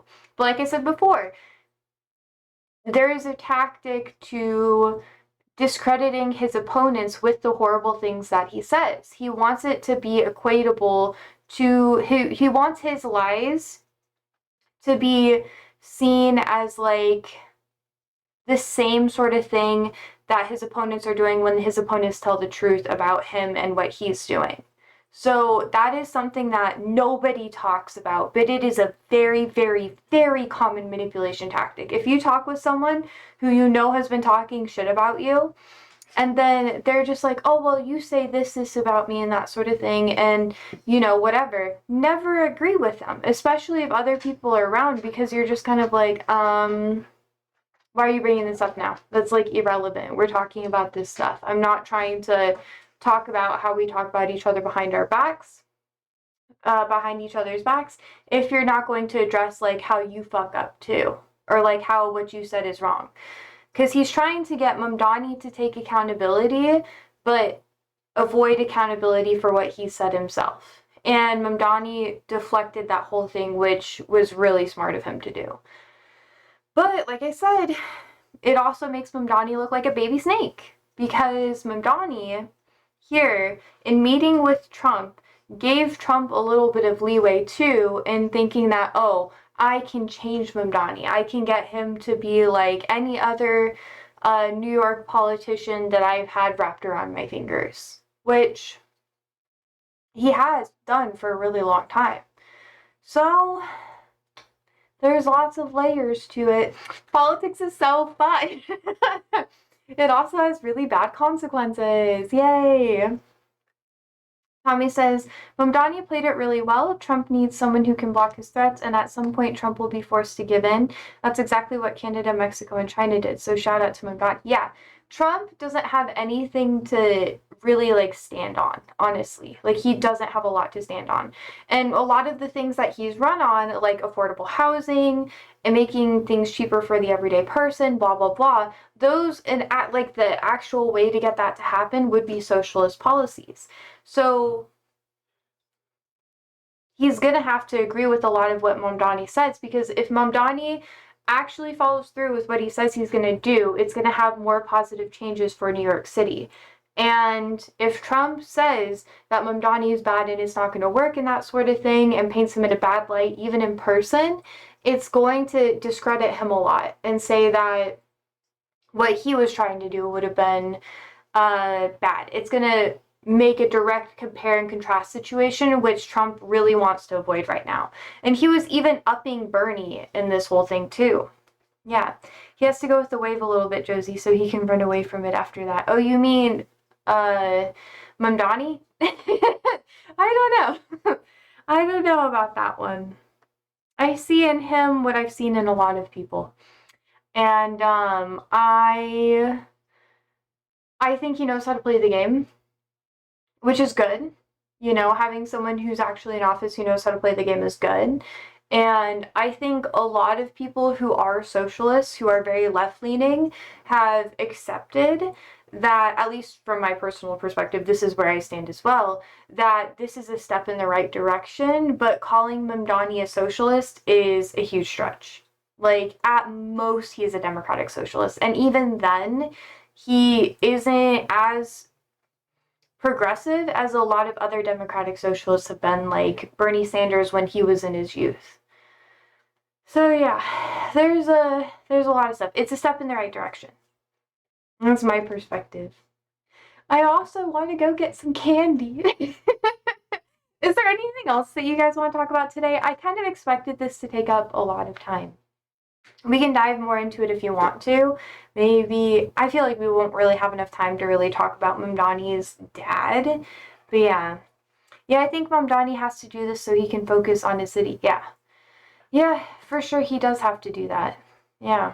And this is also a really big thing. You know how Trump was talking about how Mamdani could be like the new face of the Democratic Party? That is something that Mamdani isn't necessarily going to be the new face for the Democrats for a long time. One, because he wasn't born in America, so we would have to have laws change if you were to like run for president or anything like that. But he is going to be one of the people that helps change the trajectory of the Democratic Party too, which is good. And I think one of the good things about Mamdani is that he's bringing the democratic socialist aspects of the left wing into the mainstream Democratic Party, and it's going to change the Democratic Party forever. People who were once liberal are going to become more left-leaning because of Mamdani, and that is something that we have already seen, and that's just going to continue happening. So Mamdani is honestly right now just acting like a role model, and that's what he has to keep doing. It's like when when Bernie was first elected. You guys may not know about all the things that Bernie did, but his blueprint, like I've said before, came long before him. It was Eugene Debs. Now, Mamdani's blueprint is actually going to be Bernie and other people in like Wisconsin and that sort of thing that ended up becoming senators and stuff. It's just, yeah. Tommy says, I think that the law in the U.S. is that you can't have a Muslim president. Correct me if I'm wrong. No, there's no law against that. The law against that would make it hard for Mamdani is the fact that he's not from America. So if you want to run for president, you have to be 35 and you have to be a United States citizen, like born in the United States. And that may be something that can change. Like Congress can change that. That's not something that's like ironclad is going to be like that forever. It can be amended. But it would be hard to make that amendment. Especially with how Congress is now. I don't even think he can hold the seat of vice president, but he definitely can be higher up, like in the president's like cabinet and everything like that. Like it doesn't mean that he can't be part of the chain, but he can't be the president or the vice president. Generally, most often, the vice president tends to be one of the people who is also running for president too. You've seen that like in the past with like Obama and Biden and Kamala and that sort of thing. Sometimes it's not, but oftentimes it is. It started off that way, and then we've had lots of changes. It's also something to mention about presidency. Well, I don't know. I'm gonna go on a tangent if I go too deep into it. Tommy says, "Oh, so it's different than here. The president has to be Muslim, but yeah, I don't think that Mamdani would go to be president even if he could." I think, well, here in America, being president is like the highest point of position that you can get within your party. So you act as a representative for your entire party.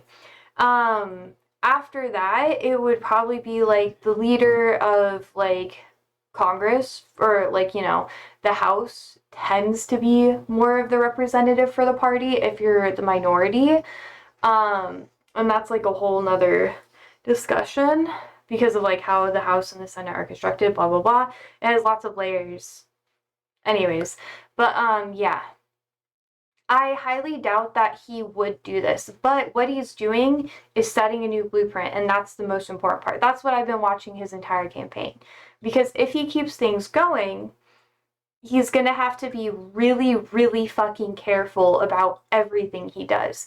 If he misspeaks, and like at the end, how he was clarifying how he really he cares for Jewish people in New York City and stuff like that. He's trying to cover all of his, not just all of his bases, but he's also trying to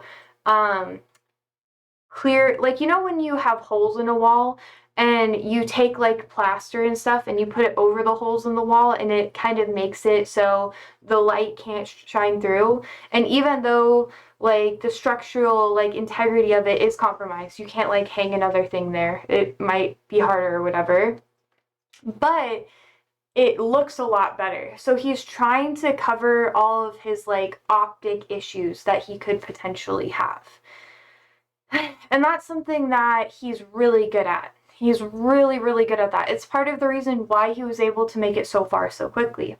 If he were to be running his campaign the same way that he's doing now, the same age and everything like that, about 5 or so years ago, he would have not been able to make it that far because we needed, as like a lefty and stuff like that, things needed to get so bad that people were forced to not just be desperate, because a lot of people are desperate right now, but be forced to look into the mirror and be like, what do I actually believe and how am I going to get there? Because right now we're not getting there with what we're doing currently. And look for someone who's fresh and new. And for so long, we've had deeply conservative, not just deeply conservative people, just people promoting like lib shit on both sides for so long that having someone who's kind of straying away from that a little bit more, but still willing to uphold the current status quo in lots of different aspects, just makes everybody happy. So him saying that he doesn't want to terminate or fire any of the police force is something that a lot of socialists and people that are democratic socialists are just like, bro, what the fuck are you doing? But in order to be populist or make everybody happy, which is what he's trying to do, he has to maintain some sort of the status quo. And Trump really fucking sucks at that. Trump cannot maintain the status quo. He's actually done the opposite with stuff like Project 2025. So Trump has a completely different tactic into getting what he wants. And people have watched that. They're just like, oh, all of this change that you're trying to push is just making things worse. It's making people afraid. The courts are shutting it all down. He's trying to do too much too fast. And his tactic is not working because our bureaucracy is so fucking slow that that tactic could never work here. Knock on wood. Hope that it doesn't. Because people like to maintain this liberal status quo that we currently have on both sides. There's a saying here in America where both sides are technically on the same side. They're just trying to reinforce the same thing and stagnate our democracy so that new progressive policies that could move us into more of a democratic, socialist-leaning trajectory cannot be fully implemented. If you have like 2 steps forward and like go 3 steps back, and then you go 3 steps forward and then 2 steps back, you have this illusion of progress, even though nothing's really happening. And it hasn't been happening since like the Reagan era. Anyways, Tommy says, I'm waiting for the future because I'm sure that stuff are going to change because making everyone happy didn't work in any part of history. Yeah. But it's the exact opposite. Like, he's going against what Trump has done. Trump set the standard and showed people that changing things really quickly isn't going to help stuff. It's actually going to make things worse. And this is getting more into American politics, but literally yesterday, I cry. I think it was yesterday. It was either yesterday or the day before. They were discussing, there's a press conference with Caroline and the new head of the education stuff or whatever. And it was very interesting to say the least because they're dissolving a lot of stuff that does help education programs and oversight and that sort of thing to help maintain our education system. That's just one example of the crazy shit that like Trump has been doing and how people, like even the reporters were just like, do you really think this is going to work? Like, I don't think that's going to work. And they were talking about having AI teach children instead of students. And we all know that AI isn't super good at educating people. Like fucking Kim Kardashian, sorry, bringing pop culture into it. Kim Kardashian was trying to fucking use AI to educate herself on how to take the bar exam. And she's failed that shit a couple of times now. It's like, it's not something that's helpful. It doesn't replace actual education, and it doesn't replace having good teachers. Like, you have to have not just like work ethic, which is taught by a teacher in school, and you also have to like be willing to have delayed gratification, which you don't get with AI. You don't actually like work for something and get that like dopamine hit of discovering something on your own and having something click. You just take the information in and regurgitate it out. That's all AI does for you. But anyways, that's just like part of the issue like just brain drain and shit like that. It's insane. Tommy says, in the sentence, maybe he will convince me and maybe I will convince him. It made me feel uncomfortable. I don't know why. Yeah, it's because like Trump he's trying to go and be with the people that will benefit him the most. Not necessarily anyone who's like actually going to make anything better for them or whatever. It's just, that's what he wants. Yeah, this AI shitty idea, the government are trying hard to do it here and it's not going to work. Yeah, it's insane. It's insane. You can have AI do certain things like automated tasks, but at that point, it's not AI. It's just you have a language learning model that's telling you what the programming you've already implemented is doing. Like, AI and Trump literally trying to promote like laziness basically isn't really helping anything. And it's not just with education, it's with lots of different things like transportation, not maintaining like federal buildings at the same level, promoting just scrapping federal buildings that are historic and then just rebuilding on top of that instead. It's crazy. It's crazy. Like, he literally demoed the entire East Wing because he didn't want to go through the preservation process of it, and he thought it'd be an eyesore and just not worth his time. Because it takes longer to build on something that already exists. And tearing it all down just seems easier, but it actually causes more problems because you compromise history and all that sort of thing. It's just, he just wants to plow over everything and start afresh, but that's not how things work here. And the Democrats are starting to play that to their advantage. They're starting to be like, oh, that's not, like, people don't like that. They're seeing that that's not working. So we need to run on the opposite. We need to run on slow and steady change and building up progress. And if you've noticed, a lot of Democrats, especially in Congress, like the Congress press briefings that have happened, AOC, like even like Democratic Socialists, lefties and that sort of thing. What's her face? Crawford, I think is her name, from Texas. I could be wrong. I apologize if I'm wrong. Maybe that's not it. Who's the rep from Texas? I'm gonna get this right. Cindy is it Crawford? No. What's her name? What is the rep from? Oh, what's her name? Oh, Crockett. Sorry, I apologize. I really like her. I'm just really bad with names. Like, they're becoming new faces for the party. And even though they're very outspoken, and even though they're very, like, determined in what they're saying, what they're promoting isn't instantaneous change where everything gets thrown out and then you gotta rebuild or whatever. They're trying to do things in a slow and steady way. Where the previous people who have been voted in the Democratic Party on the federal level have been very much like about compromise, saying like, oh, well, I'll give you a little and then you'll give me a little. But the new wave of Democrats are more about, hey, we just need to have we just need to have these changes now. You know, like we're gonna really push for this one change and then we're gonna go to another thing. We're gonna really push for this one change and then do another thing.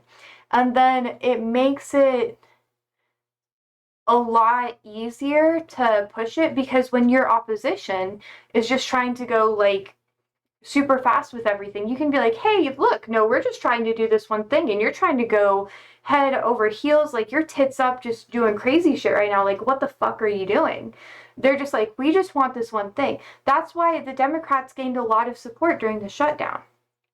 Even with people who were like adversely affected by the shutdown, they still gained support through them. Like, I think it was 60 or so % of people who were struggling, like, were pro shutdown.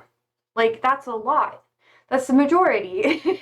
And it's because they were taking everything that they had and trying to push it for one thing. And it seems like that's not going to work a lot of the time. It seems like, oh my God, it's not worth it. But that's how you build trust with people. If you're going crazy and you're swinging one way, another direction all the time, just like flip-flopping on stuff constantly, which the Democrats did in the past, in the spirit of compromise, it loses a lot of trust. Now, you could flip-flop in a lot of different aspects. The Republican Party flip-flops constantly. Trump is constantly flip-flopping. You even saw it here. Mamdani held his stance that he doesn't trust Trump and he doesn't necessarily like Trump. Trump was flip-flopping because he views Mamdani to be an asset, and now that Mamdani is in power, he's forced to respect him. He can't stand his ground because now it's not worth it. But you see that more, and that's going to build more distrust between Republicans and their voting base. They're not going to trust each other. Then how can you? It's just how it is. Anyways, I try not to dive like super deep into politics like this. I try to just give you like blanket statements about things that are happening and everything, and just be like, oh, this is happening, blah, blah, blah. But it's very, very layered. And this is actually the part of politics that I know a lot more about, not just because I've helped in campaigns, but because this is my bread and butter. This is the aspect of it that I love. The public, like, how are they presenting themselves? How are they doing things? Why are they doing it this way? Tommy says, the way I heard it, Texas designated the Muslim Brotherhood as a terrorist organization and also another group, but I do not remember its name. They're literally following the carrot and stick principle. If I will have a Muslim state mayor, then I must also have a state that starts oppressing Muslims, even if it's in a light way. Yeah. To be honest, a lot of people in Texas are very hardcore conservative. A lot of these people, it is starting to have like more blue spots, which is why Abbott, I think his name is Abbott, right? The fucking, let's see. Oh yeah. Muslim civil rights group CARE sues Texas over Abbott's terrorist designation. That's what it was. Yeah. Interesting. Yeah. Here's the link. But anyways, Abbott has really pushed hard to have redistricting in Texas, which is really ironic because that redistricting won't actually take effect until after the next election where he could lose his seat. So he might be screwed either way. He probably will be. But let's see. I think this is like a video on it by CBS. I don't like CBS News that much, but here's like a link if you guys want sources or whatever. But yeah, no, you're having the Republican states trying to back up Trump as much as they can. But what Trump has done, like I said before, he's flip-flopping on so many things. The actual like voter base can't trust him. He's flip-flopping against his strongest supporters. Like Marjorie Taylor Greene has been pushing for Trump ever since he started his campaign. She was like a die-hard MAGA girl.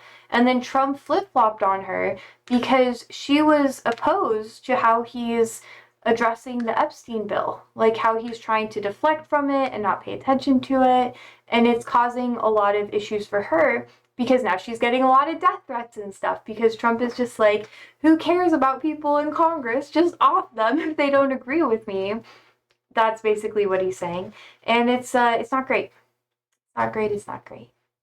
Anyways, I really wanted to talk about this because this is like, I was like 5 or so minutes in when I was watching it earlier, and I was like, this is like everything. I've been waiting to have someone who's like good at public speaking go up against Trump. Because everyone's just like, well, you know, blah, blah, blah. And they just let him win. Which he's a coward. Cowards don't actually have a lot of backbone. If you call them out on their shit and you overwhelm them a little bit and you're just like, hey, you're like this. I know you're like this. You can't play your fucking games with me. They back the fuck down unless they're actually forced to speak with you. And sure, that'll make you like an enemy of them. And then behind your back, they're going to spread tons of lies and rumors and that sort of thing about you. But this is all public games. You want them to do that because it's going to make them look like shit. Because it's just like, weren't you just meeting with them? Like, can we actually trust you if you're talking shit about them again? We'll see how it goes. It's very interesting. Very fun. It's going to change a lot of how politics are perceived with the general public soon. I've been waiting. It's, ugh. Okay, Tommy says flips on the people who are with you is wild. I can see that he'll not make it to third term. Yeah, but this is how it is. Like, it's the long stuff. Like, he's probably not going to flip immediately, but it'll probably be a couple months, and then Mamdani is going to have something that's going to be progressive leaning, and then Trump is probably going to be a little too afraid to go against Mamdani because Mamdani isn't going to back down with him. But Trump eventually, especially if he's up for re-election, the minute that Mamdani says something that is negative about anything and the public doesn't like it, AK does anything that's like actually socialist that we haven't really seen in a long time in American history, the Conservative Party is going to really up it. And they're going to be like, see, he's destroying things, blah, blah, blah, blah, blah. And then Trump's going to back that. But he's not going to outright, at least probably not. He's probably not going to outright like say something negative about Mamdani until that point in time. He's just going to back what other people says. And that's something that we've seen him do often. Like often. Oh, I've been waiting for this. I've been waiting for something good to talk about. Everything else that's been going on is pretty much kind of like boring. If I feel like rage baiting when I talk to you guys about it. I don't know. Do you guys want to keep doing political commentary stuff? Because I'm okay with it. It can be really draining at times though, so I might like talk about other current event stuff, but I don't know. I think it's fun. Because I usually don't give it my all when we talk about it, but today I did more. Anna, do you like it? Tell me if you like it. You don't have to tell me if you like it or not. I'm just very curious. Yeah. It's really layered. I want to learn more though. I want to learn a lot more. There's just so much to it. Oh, we got a new boy.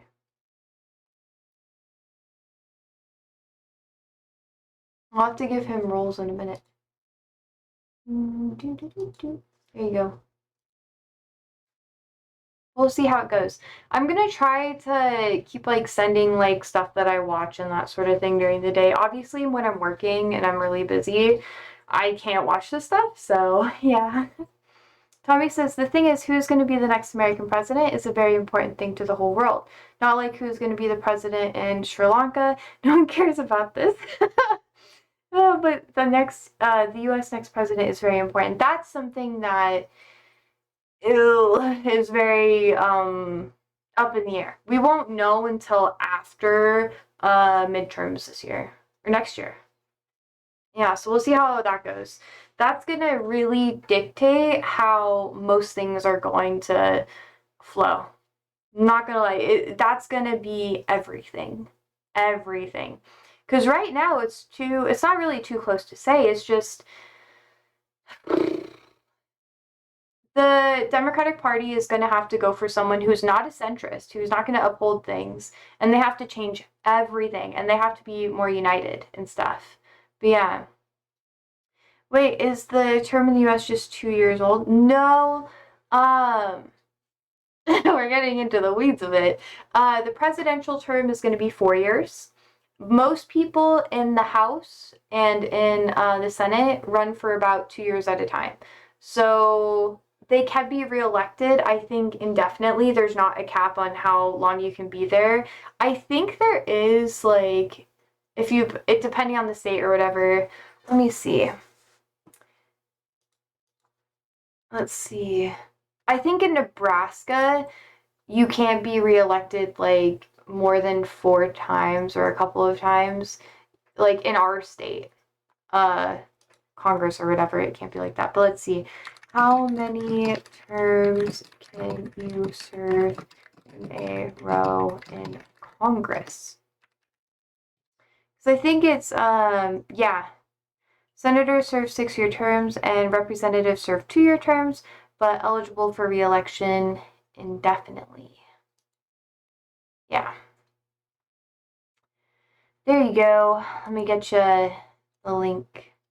But anyways, what happens, basically the House and the Senate serve 2 different roles historically, And the Senate is going to be more focused on governance and regulation, which is why you see a lot more Senate hearings about, like with Pam Bondi and Kash Patel and that sort of thing. It's going to be a lot bigger in the Senate because they're supposed to make sure that the government does a lot more stuff.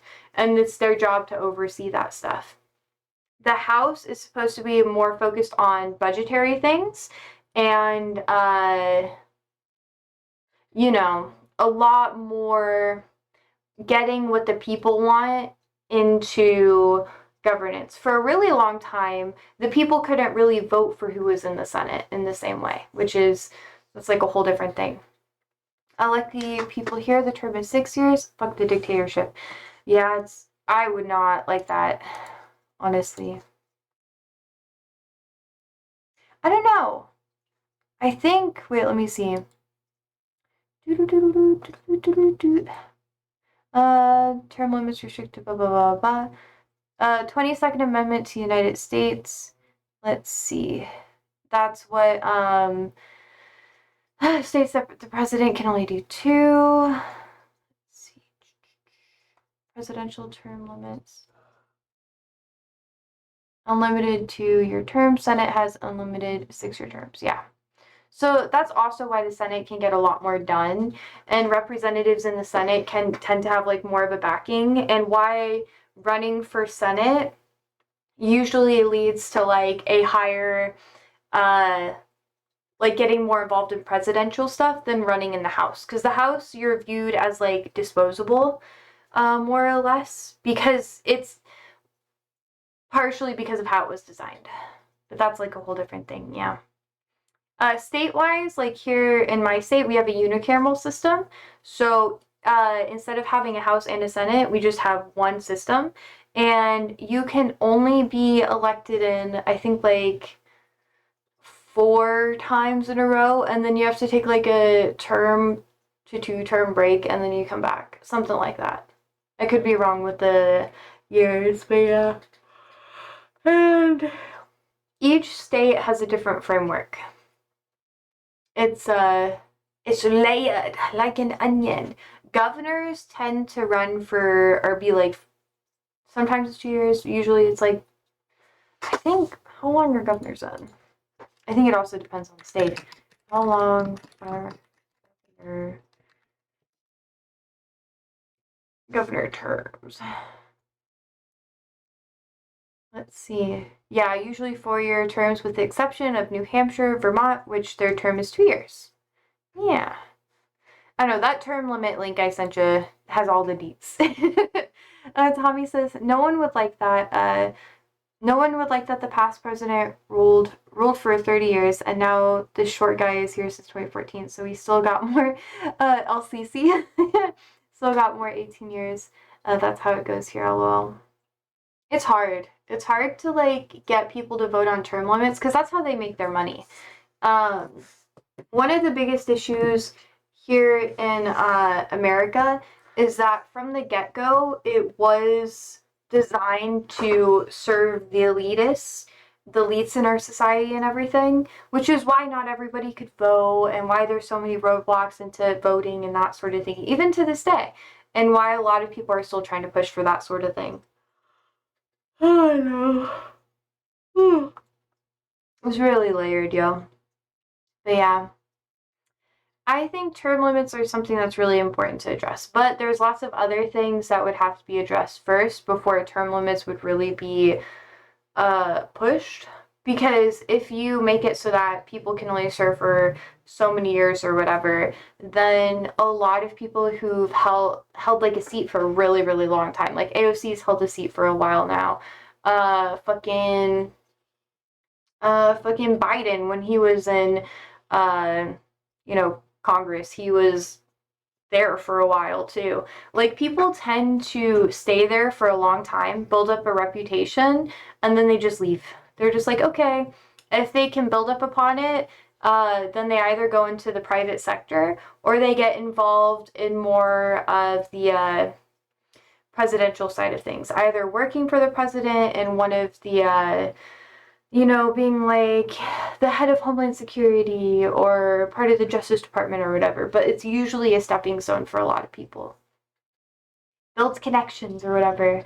Tommy says, here they give people 200 pounds in a bottle of oil and sugar, and they vote for him every time. That's how people are desperate and poor here. Yeah.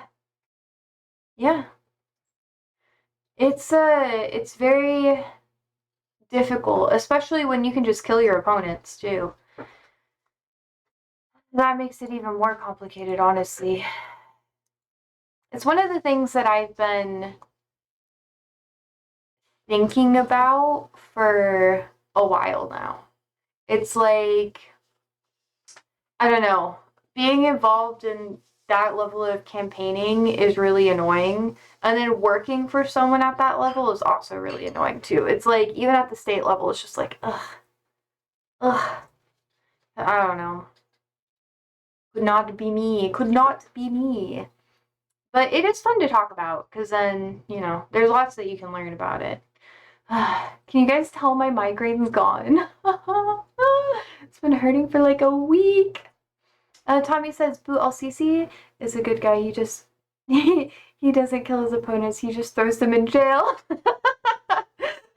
A step below Putin. Damn. He's like, they're anti-government if they're anti-me. Trump wishes. He wishes. He tries to do it. Bureaucracy, baby, is not good enough for him. Anyways, Andrew, do you have anything that you would like to add? Wait, can you give me the peach things? Can you give me the peach candy? Oh, good. Also, do you want to talk to chat while I go take a piss? He's in a game. What a bitch. Give me candy! Yeet. Okay. I've been sitting here without candy the entire time, and I've just been like, where's my candy? This candy, I got it from Walmart. It's like, you can peel it. They're called peelers. They have a mango one. I can't have that one. But I got the peach one because I like peaches. Basically, you split it open and you bust it. Bust out, you know? Like a little... It's a little juicy on the inside. Good catch, bro. I played softball. I did the sport ball. Hi, Tommy. Anyways, Tommy says, like Sammy, Annan, and Ahmed Hindawi, he threw them in jail for a whole year so he can win and no one said anything. I am so sorry.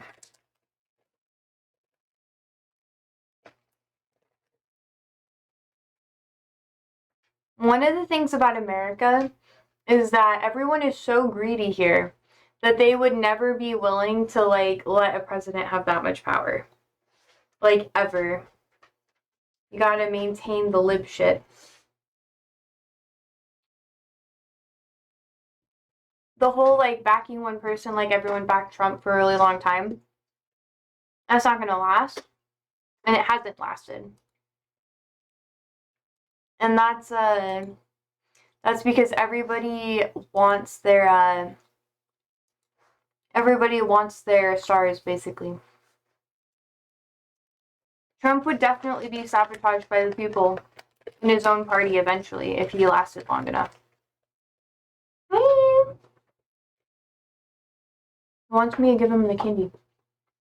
I cannot. This is for me. Oh no, now Sandy's coming. No, I have no treats. I'm sorry. When I'm done, okay? I'm gonna be giving them some candy. Well, not candy. Their type of candy treats.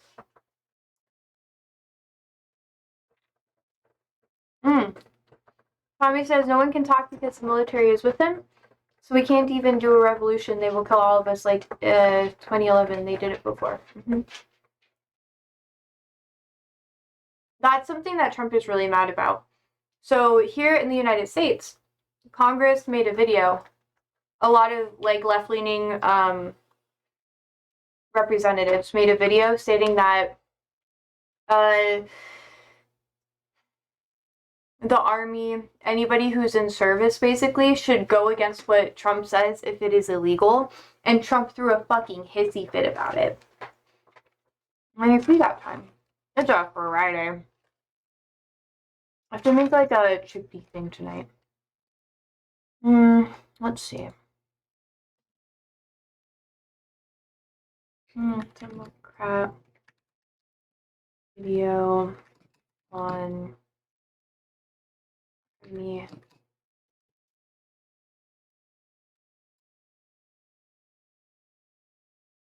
Army using.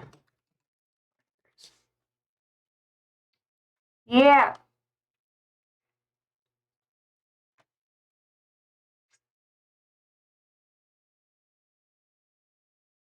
Okay. I got the link.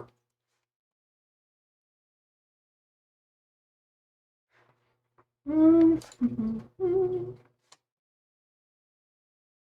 think this is it. 5 other Democratic lawmakers, all of them military or intelligence community veterans, to urge Oh, current this is just officials to commentary. disobey. What the fuck? I don't want to watch this stupid commentary. Fuck that. I want the actual video. Let's see if I can find it.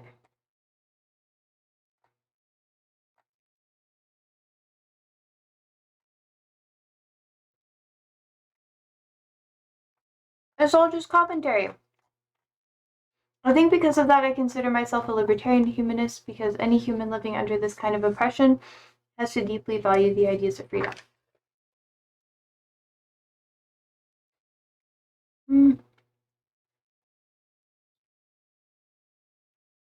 Like the same fucking video.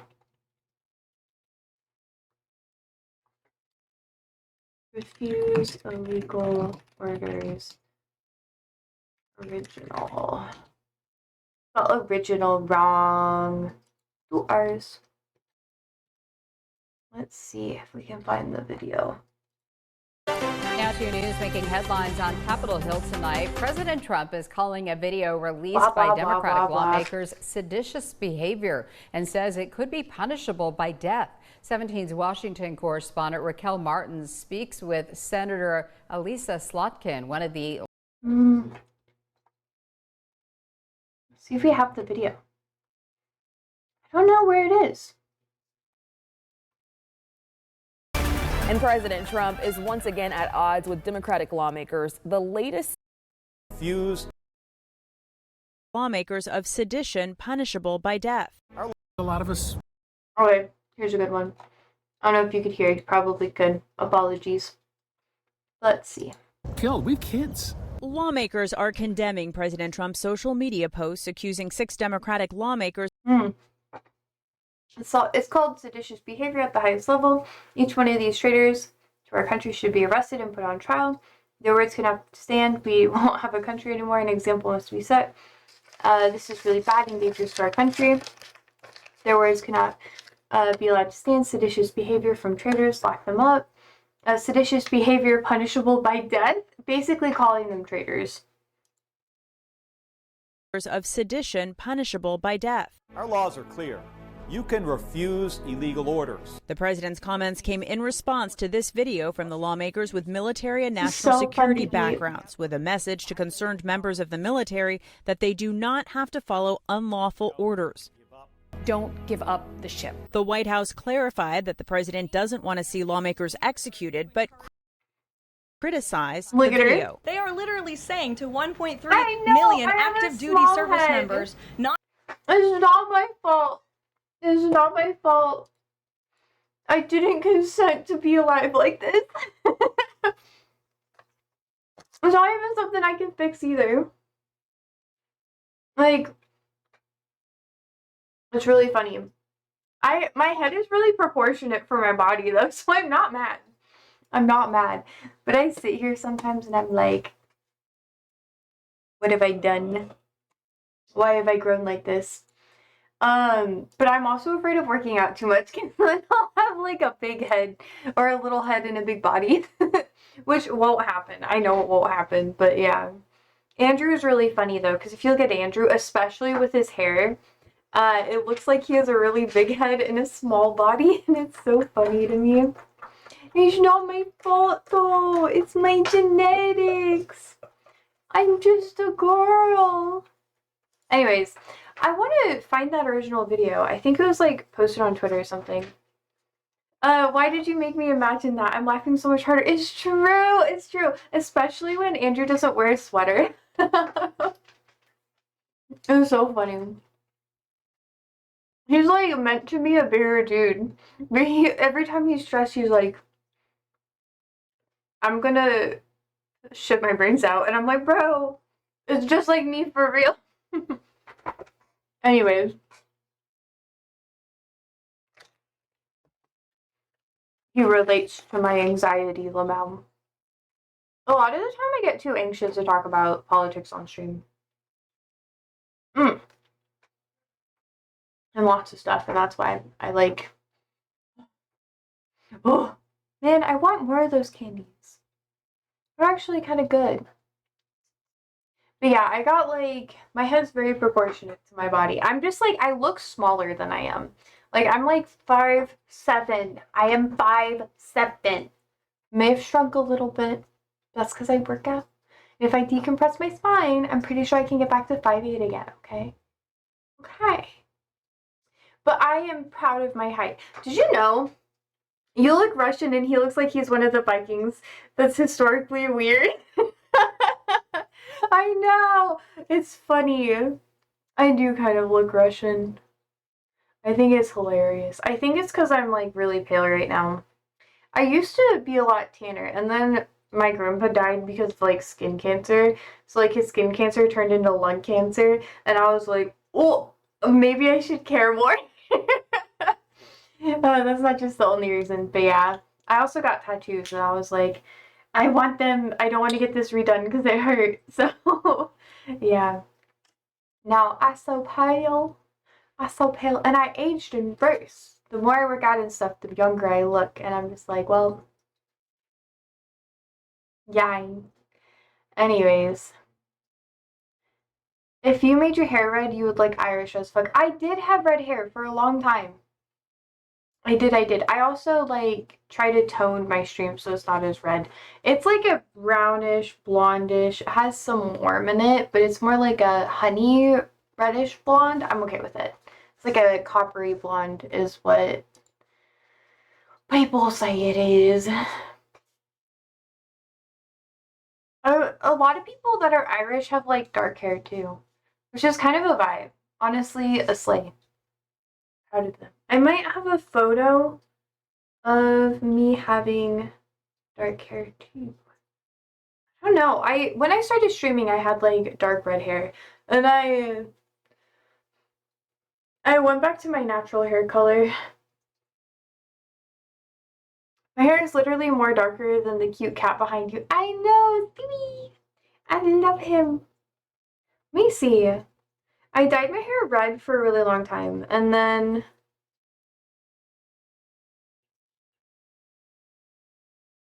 I wonder if I have it. It's kind of like silly. Oh, I guess that's cute. Do I have any good photos? Do. That's not good. No. I think I have it. Like when I first got Ollie, I didn't take a lot of photos though. I guess I had one when I was in California. I took a picture with me and Ollie hiking. It's not like the best, but I had like darker red hair. Now I'm like back to being like blondish again. Throwback. My body's changed quite a bit too. Oh my gosh. Sometimes I sit there and I'm like, my body looks the same because I've been working out for so long and I get like dysmorphic about it, and I'm like, no, I actually do look different now. Yeah. Yeah. No, but Siri's really cute and he's really sweet. He's my Monsieur Mushkila. Mr. Problem. Because that's what he is. I call him that all the time. And that's what he responds to most of the time now. He bit my thumb. Do you see? I don't know if you can see this, but do you see that? He bit my thumb really bad. I had to redo my nails because he bit it so bad that it bit through some of the gel that I had, which thank God I had the gel. Because if I didn't have the gel, it would have gone through my nail. So I'm like, whew. So I redid it, and now there's a huge bruise under it too. You just need a Trump hat, and then you look like an American in a racist one.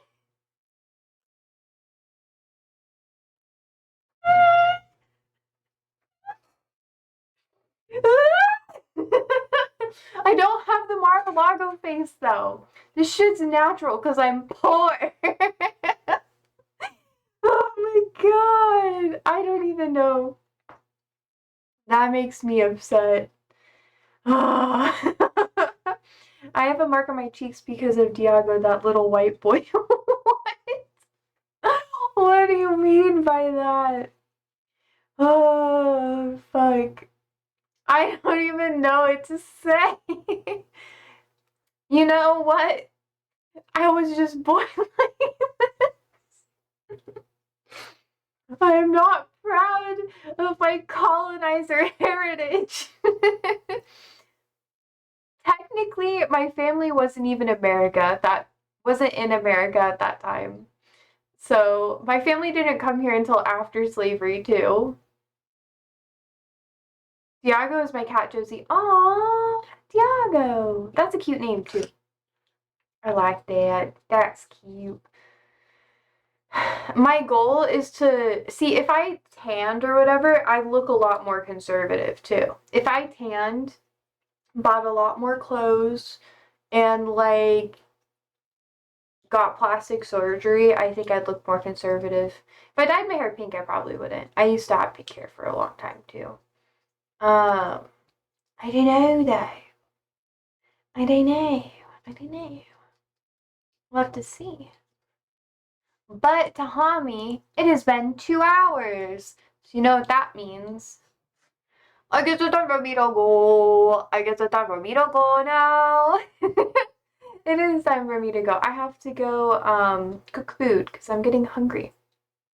Oh wait, this is cute though. Yeah, my grandpa named him and then died after, which within 1 day. So I decided to name him like my grandpa said. Oh, that is really cute. Mommy.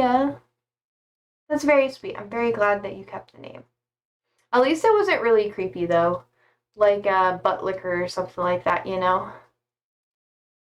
One of my friends named her cat the Taint. The Taint in Chief or whatever. I think it was like the Taint Liquor or something. I don't know. Everyone just called him Little Taint. Which is like, I don't know if you guys know who Little Taint is, because it was kind of a play on that too. But am I showing my age? Anyways, I gotta go. I gotta go. So I thank you for hanging out with me today. I think we're gonna play another game tomorrow.